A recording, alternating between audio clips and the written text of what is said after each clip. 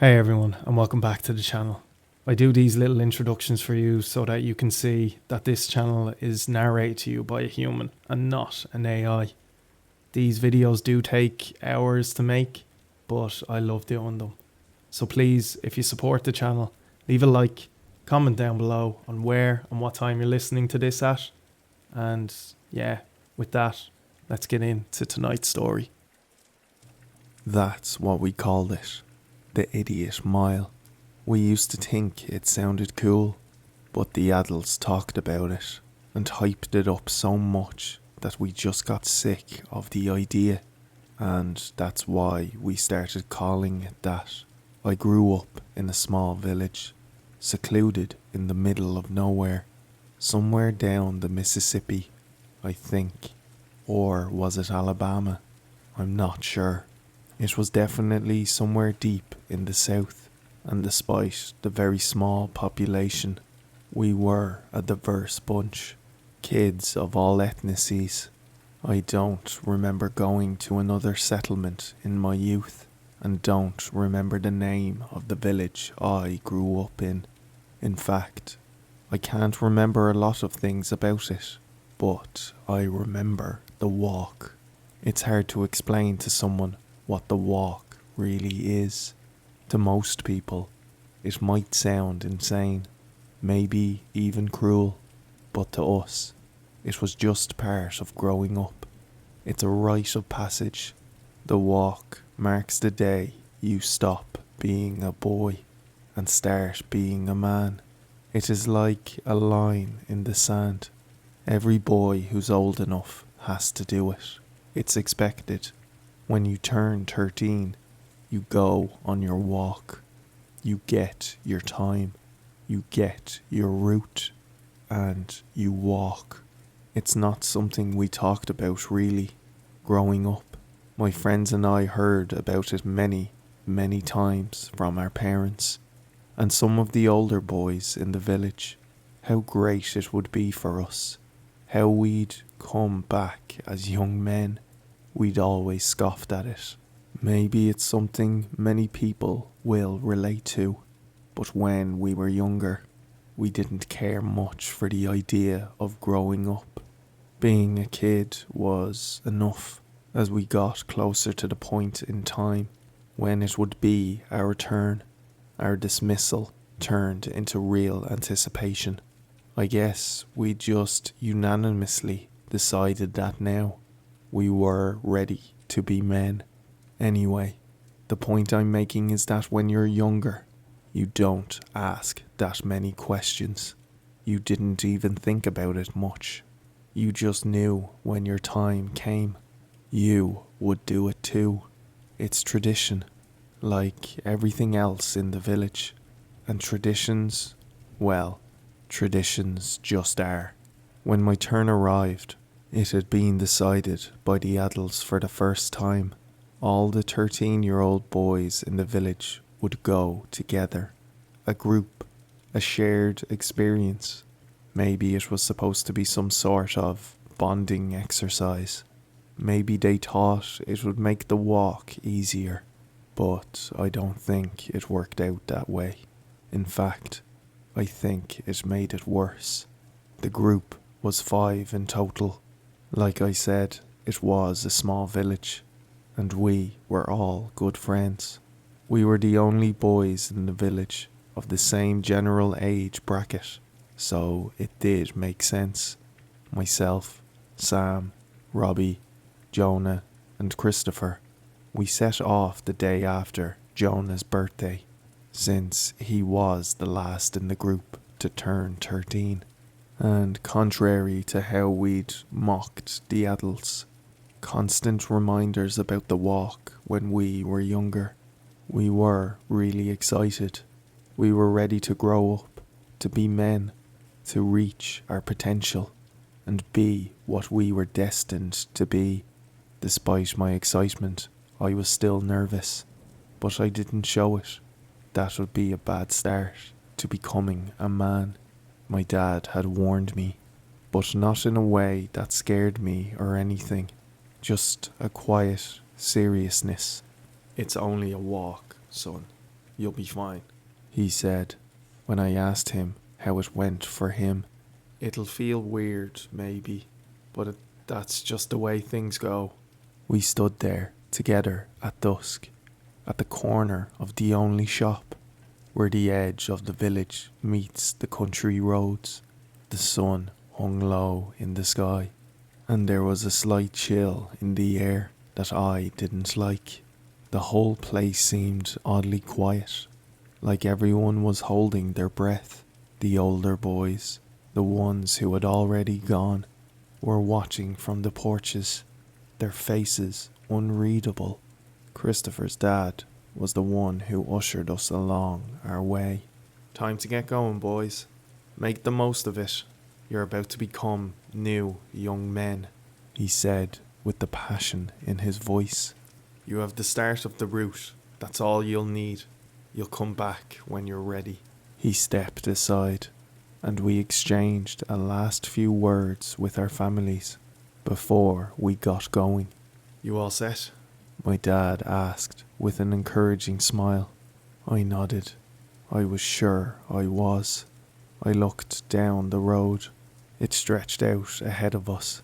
Just the same old country road we'd seen 100 times before. There was nothing special about it, nothing scary, just a road with long patches of grass on either side. A few houses dotted the way of the village, spaced far apart like everything else in the place. I couldn't really see what could possibly go wrong on a road like this. My dad gave me a small, hard pat on the shoulder before turning back to the other adults. You'll be fine, he said, and that was it. And so we set off. At first I felt nothing.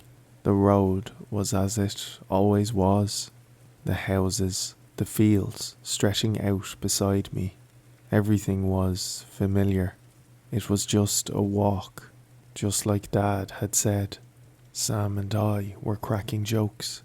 Christopher was already trying to push Jonah around, and Robbie was just walking alongside us, zoning out as he tended to do. It was just like any other time we hung out. About an hour later, the sun had all but set. It was a cloudless night though, so we could still see where we were going reasonably well. It was around this time that our casual joking about stopped. Instead, for the first time, we began to feel real excitement. We were going to be men after this was done. We cheered, laughed, slapped each other on the backs. I can't remember ever feeling such a thrill or camaraderie. The road we walked was simple, not a single noteworthy thing about it. We passed a few houses, some right by the road, and some we could see off in the horizon. A couple of barns scattered here and there, and fields that seemed to stretch on forever. But eventually, something about the road itself started to seem off. It was me that noticed it first, at a point where the road went straight ahead for a long distance. No bends or turns in sight. The road seemed to be continuously shrinking inward as it went on. The edges of it were perpendicular, closing inward, and yet, as we continued forward, it never seemed to get any smaller like it should have. When I pointed it out, Sam agreed that it didn't make any sense, but the others seemed to think we were crazy and that they didn't see it at all. I couldn't understand. You have to believe me when I say that at this point, it was more than obvious that the metrics of the road made no sense at all. I even crouched down to inspect both sides, confirming my suspicion, but the other 3 boys just shrugged it off and told us to stop being weird. The thing is, Sam had a look on his face by this point, saying that maybe he wasn't so sure himself. Sam was my closest friend in the group and tended to take my side whenever a debate broke out, and I guess in hindsight I find myself wondering if he'd just been doing the same thing then, while inwardly thinking I was crazy too. I don't know if I prefer that the other possibility, that the road had become some sort of fugitive to the laws of geometry. I decided to just move on from it and try my best to ignore the bizarre detail. However, much of it nagged at the back of my mind. Things shifted back to normal between us fairly quickly as we went back to all our excited predictions of what it would feel like to finally be growing up. The road was no longer familiar to us, not at all. We had walked along many, many bends and turns at this stage, although somehow not once had we come across a fork in the road. We'd been walking for what felt like hours by this point, and to be honest, I was starting to wonder when we'd actually come to a point at which we were ready to return. The others were also focused on the journey and their anticipation of becoming men, though I thought it would be better not to ask, so I just bottled it up and focused on the walk. At one point, I noticed Robbie was quiet. Not in his usual way though. He looked uneasy. The kind of look you get when you know something's wrong, but you can't figure out what. He kept glancing over his shoulder, like he was worried about something behind us. But when I turned around, I didn't see anything. Just a long stretch of road and trees. "You good, Robbie?" I asked, trying to lighten the mood. Yeah, just, I don't know, man," he muttered, his voice tight. But before I could ask him what he meant, Sam, being Sam, cracked a joke. "You hear those twigs snapping just now? Old man Terence is probably hiding out here somewhere, watching us. He's always got his eyes on the new kids. You think he's still hiding that shotgun?" That got a laugh out of Robbie, and for a second it felt like things were okay again, but the feeling didn't last long. As we'd passed the first house we had seen for a while, we noticed something strange. A figure standing by the mailbox, just off the road. I squinted. It was a boy. He looked very young, probably 7 or 8. He had a kind of dopey look on his face. His eyes were wide and staring, and his mouth hanging open, mouth breather style. He didn't move, didn't speak. He just watched us. We had all stopped walking to stare back at the kid. Jonah took it upon himself to break the tension. Hey! The kid didn't give any verbal response, but his eyes quickly went more normal, and he beamed a smile at us. It wasn't a mocking or malicious smile either. He honestly just looked like a pretty normal kid now. It was a smile of politeness. I wanted to look away, but I couldn't. We just started walking once more, though our pace was a bit faster. I could feel the kid's eyes on my back, like a dead weight. I told myself it was nothing to fret about, that it was simply nerves, just a weird kid that had snuck outside at night for whatever reason. But then we saw another person, just past the bend, a woman, standing by her gate, looking at us with that same honest, polite smile, and it didn't stop. They were everywhere now.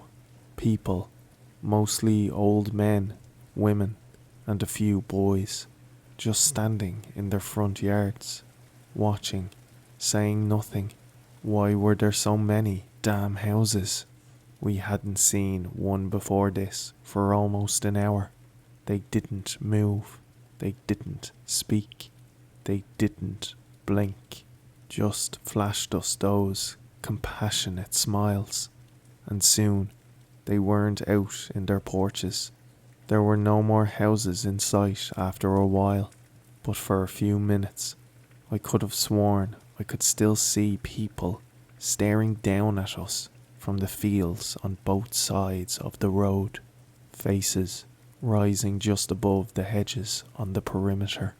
Eventually, it seemed like whatever that had been was over. We didn't talk for a while afterwards. After 10 or so minutes of next to no conversation, Jonah stopped walking, just froze. No reason, no explanation. "Jonah?" Sam said, walking back a few steps. "What's up with you?" Jonah didn't answer. His eyes were wide, his face pale. He was staring at something ahead of us, but there was nothing there, just empty road. After a long moment, he blinked and slowly shook his head. "It's nothing," he said, but there was something off about his voice. He wasn't looking at any of us anymore. His eyes were far off, like he was seeing something else entirely. Christopher stepped forward. "Hey, come on, Jonah. Let's keep moving." Jonah didn't respond.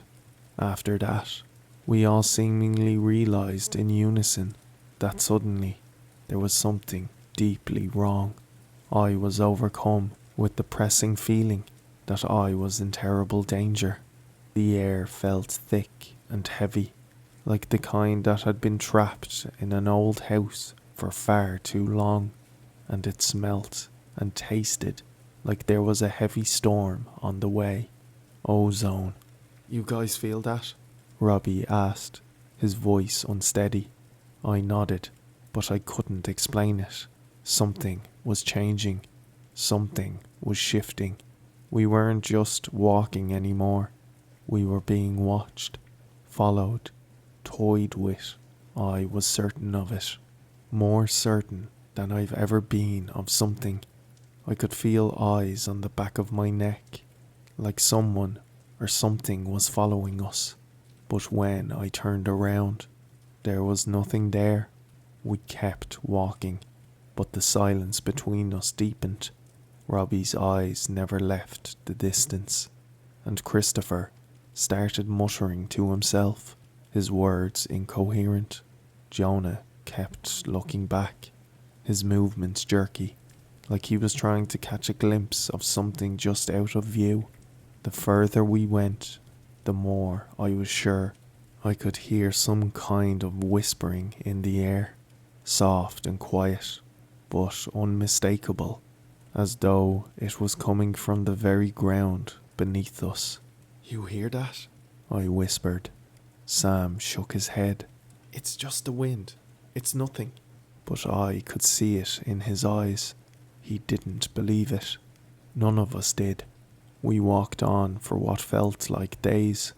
The road twisted and bent in ways a country road shouldn't have, like it was changing, actively altering itself. I remember us taking 3 sharp U-turns straight after one another, seemingly pressing by the exact same dilapidated shack at each of the 3 curves. The buildings we passed looked different too. Their windows were dark, and some of them looked like they were rotting. I don't just mean that they looked old or forsaken. They looked as though that every material they had been built from was in a state of heavy decomposition. The wood of the barns was warped, the paint peeling, the lawns beyond overgrown. It was like the whole world was slowly falling apart around us, as if the road was all that was left in reality. At one point, I distinctively remember feeling someone breathing right down my neck, hot and clammy, as if they were stooped right behind me. I screamed out in fear and fell to my knees, spinning to look behind myself. but what I saw baffled me. I was facing up at the rest of the boys, their faces fighting between fear and concern. What the hell? Had I somehow been walking backwards for some length of time without even realizing it? How come no one had said anything? Hey, come on, dude. It's okay, we're here. I'm here. Sam knelt down to help me to my feet, his voice comforting despite the shock I must have put him in. I was hyperventilating by now. Let's go. He got up and held out a hand, inviting me to do the same. I grabbed it tightly and pulled myself up for reasons I can't explain. I remember wishing I could have held Sam's hand longer. Another hour or so passed, and the air was thick with tension. Christopher was staring at his shoes, his hands clenched at his sides. Jonah was breathing in short bursts, and Robbie had started to trail even further behind, his eyes hollow. I felt it too, even if I wasn't fully aware of it. The madness creeping in, the pressure building behind my eyes. Then the first real fight started. I hadn't been paying attention to whatever preceded it, but Jonah snapped at Christopher, his voice full of rage. Stop acting like you're fine. You're not fine. None of us are fine. Something's wrong, damn it. Christopher's face reddened. I'm not the one acting weird. You're the one who's... But Jonah cut him off. I'm fine. You're the one... He broke off, his eyes wild. Then, as though in a trance, he turned and started walking faster, ahead of us all. Jonah! Robbie called out, but Jonah didn't stop. His hands were now shaking, and his breath was coming in short, ragged bursts, intertwined with sudden bouts of screaming that came and went. We watched him go, but none of us moved. There was something wrong with him, something seriously unnatural about the way he was walking. His body jerked with every step, like he was trying to pull himself free from some invisible force. Jonah, stop! Sam shouted, but it was like the words didn't reach him. He was moving further and further away, vanishing into the horizon. We stood there for a while, no idea what to do. Eventually, we just wordlessly came to the agreement that we had to keep walking. There was nothing else to be done. As we went, the air went from thick and oppressive to suddenly crisp, the kind of crisp that made your breath visible. It was so instantaneous that we exchanged a few looks between each other before pressing on. There was no real value in questioning or even talking about things at this point. Just as I'd started to get used to the new frigid temperature, the wind suddenly picked up. Not much at first, but after a short while it howled and made it difficult to press on, as it was pressing forcefully against us. I was quite scrawny in my youth, so I had an especially rough time. Soon after, the road grew to be surrounded on both sides by a dense forest. The long branches seemed to reach down to grab us, twisting and coiling around themselves. There was something wrong about them too.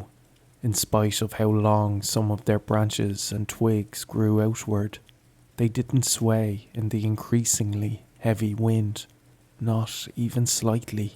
I could have sworn there was some lifelike quality to them, like they were welcoming us forward.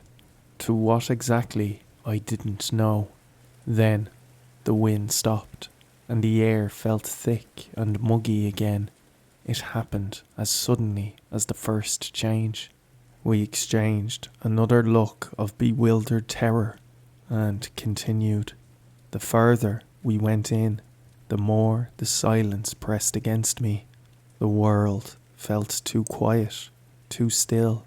Our footsteps were the only sound I could hear, and each one seemed louder than the last. I was about to say something, anything, just to break the long, enduring silence, when I saw something out of the corner of my eye. It was at the edge of the tree line. It was the boy from earlier, the first person we'd seen standing outside a house earlier. But now, his face wasn't displaying that friendly, neighbourhoodly smile.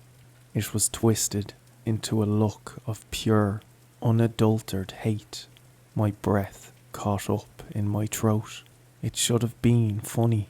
A harmless little kid putting on such a strange look of anger and hatred.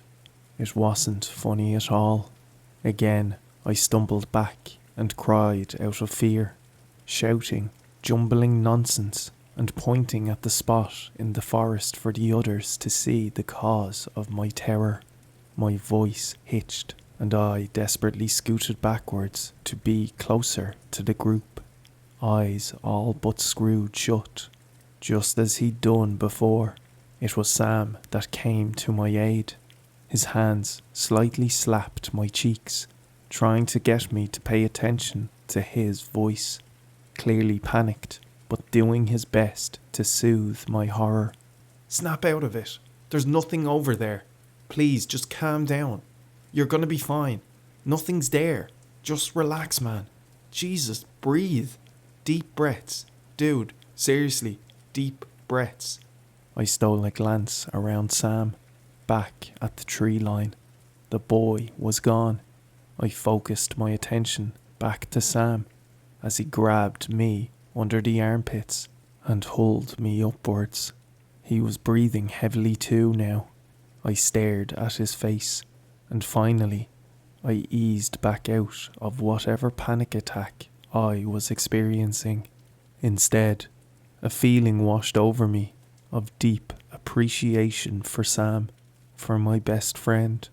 I realized I wanted him to grab my hand again, like he had done earlier on. I think that I loved him in that moment, and I hated it. I hated it more than I'd hated anything that we had experienced on the walk. I hated how I felt. I hated him for making me feel that way. So I shoved him back. A startled sound came from his mouth, but I hit him. I hit him harder than I thought myself capable of, and he fell back, clutching his face, gasping with pain and surprise. I threw him onto the ground and started swinging more punches at him. He tried to block me, tried to say something, maybe to reason with me, but I didn't care. I rested my forearm on his neck, pinning him down, and I grabbed a rock laying on the road next to us.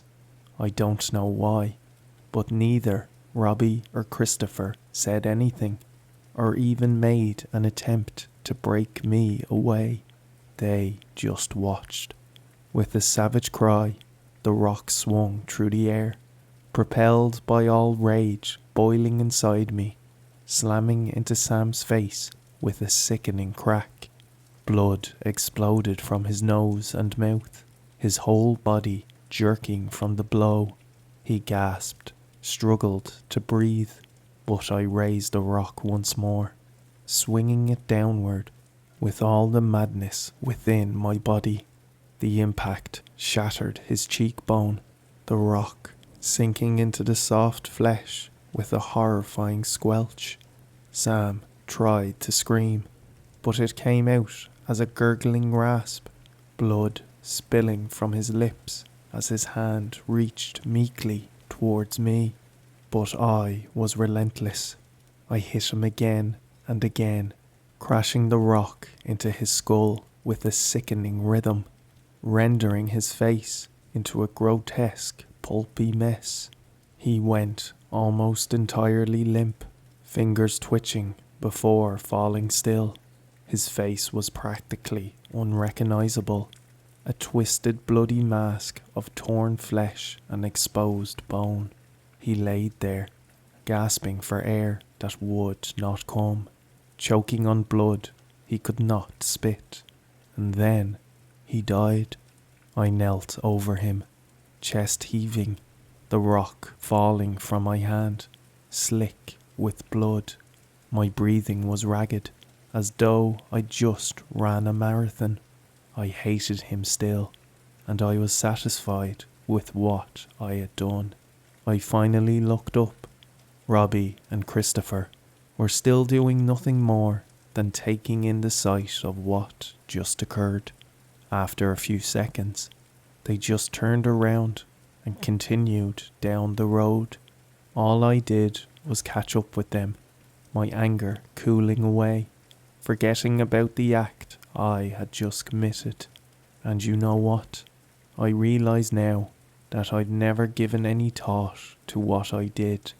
I shut it away in some box in my head, and I forgot about it. Honestly, I think I forgot entirely about Sam, or the friendship I once had with him. It only came back to me now, as I have been telling you this. It's like he never even existed or something. The three of us remaining walked in silence for about a minute before one after the other, Robbie and Christopher, began to fall behind. They glanced over their shoulders, eyes wide, shoulders tense, and then shuffled away into the woods, alone. I tried to call out to them, but they just ignored me, vanishing like shadows, swallowed by the darkness that seemed to creep in from every corner. Soon, I was walking alone. At first, I thought it was just my imagination, but the quiet was suffocating. The longer I walked, the more wrong everything felt. The trees seemed to lean in closer, and I felt eyes on my back, watching me from the deep shadows between the trunks. The road twisted and turned, looping in impossible directions, as if the forest around it was shifting, playing with me. I tried to retrace my steps, but it was like the trees were watching me, moving to block my way. I tried to ignore my fear. I focused on the road, on getting to the end. But as I walked farther, it got harder. I wanted to turn back, but I knew I couldn't. Not now. It was part of the walk. You don't turn back. The air was laced with the smell of rot. It began to feel as though the road was shifting beneath my feet. I tripped, tumbling down onto the asphalt, my arms scraping against the rough earth. When I finally stopped, I lay there, gasping for air. The world was spinning around me. When I managed to get to my feet, I saw Christopher. He stood ahead of me, eyes empty and distant. His face was pale, his mouth slack, as though he'd been walking through the forest for days, without rest in time since they'd left me. He seemed to be looking past me. He didn't move or even blink. I tried to get his attention. Chris, come on. Please talk to me. What's going on? You're scaring me, man, please. He seemingly came to his senses at that and looked at me. He sighed softly. There's nothing to be scared of. Just do what we've all been doing. We're becoming men, remember? Men aren't scared of stuff like this. You're gonna be fine. Just keep walking and don't look behind you. They hate when you do that. I wanted to scream, but my voice wouldn't come out. I took a step forward. Christopher didn't react. I took another step. I listened to him though. I didn't look behind me. He never caught back up with me, and I wasn't about to risk a look back to to check if he was even there anymore. I saw Robbie soon after.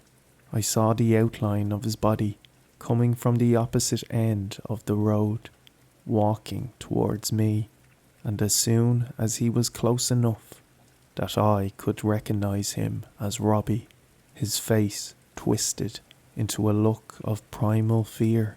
His eyes bulged, his mouth open in a silent scream. He was standing in the middle of the road, but when I reached for him, he screeched, "Don't hurt me. Oh God, please don't hurt me, please. I don't want to die. I want to stay young. Please, don't hurt me anymore." I was lost for words, and before I came up with the ones I needed to try and calm him down, he bolted past me, going in the direction I'd come from.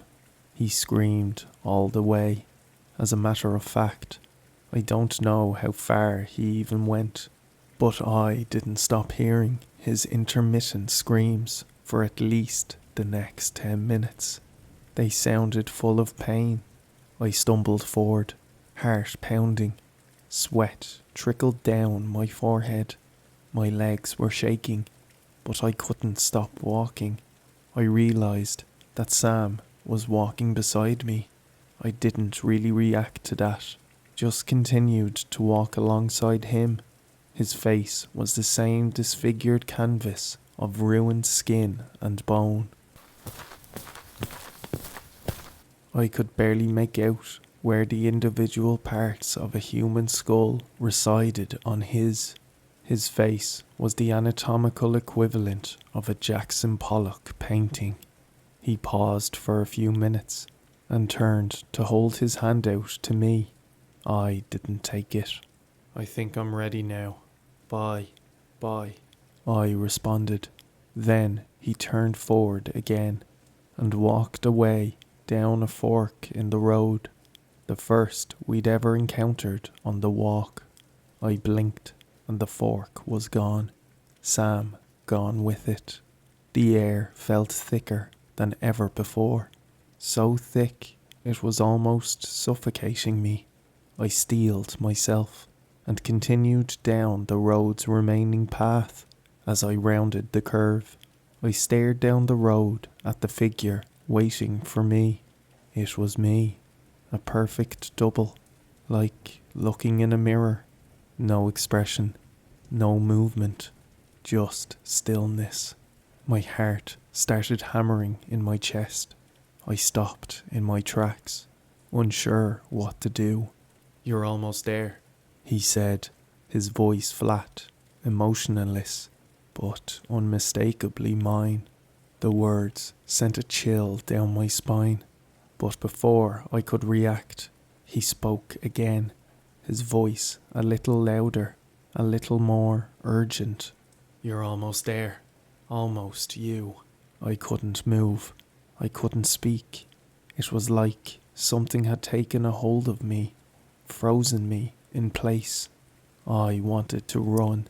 I wanted to scream, but something told me that wasn't allowed. Not now. He smiled politely. "You're almost me. Almost you." He repeated.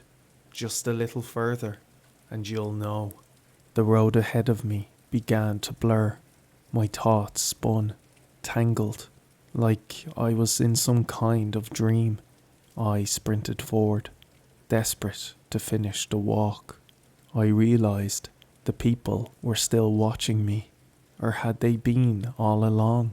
They were all around now.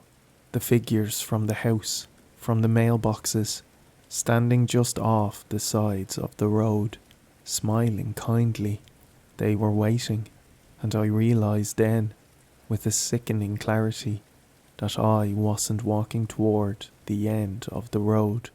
I was walking toward something else. Something I couldn't see, but I could feel. Something that had been waiting for me my whole life. I don't remember anything past that point, only that I didn't get back to the village. Someone out for a drive found me a few days later, wandering in circles, muttering to myself, my eyes wide and unseeing. I was taken to the police. Then, after that, a foster home. Of course, no one believed me. What good could they have really done for me? I couldn't produce a name for my village, or for my parents, or practically anything about the place. I'd somehow forgotten it all, and I knew there was no point even trying to explain the walk to them, so I just kept it to myself. Many times I've reflected on the words said to me before we embarked on our journey that day. You'll come back when you're ready. I sure as hell feel ready. I have for a long time. But how the hell am I supposed to go back to the place I could barely even remember the existence of? I spent months after I got my driving license throughout those southeastern states, scouring maps for anything worthwhile, and I've never been able to find any village like what I remember. Not even a road that looks like the one we walked. I've kept my story to myself for over a decade now, and I guess that's why I'm saying all this here. Everyone will think I'm loony, of course, but at this point, I just needed to get it off my chest and tell someone about it. I'm done giving myself headaches and utter mental pain over the idiot mile. After all, I am a man now.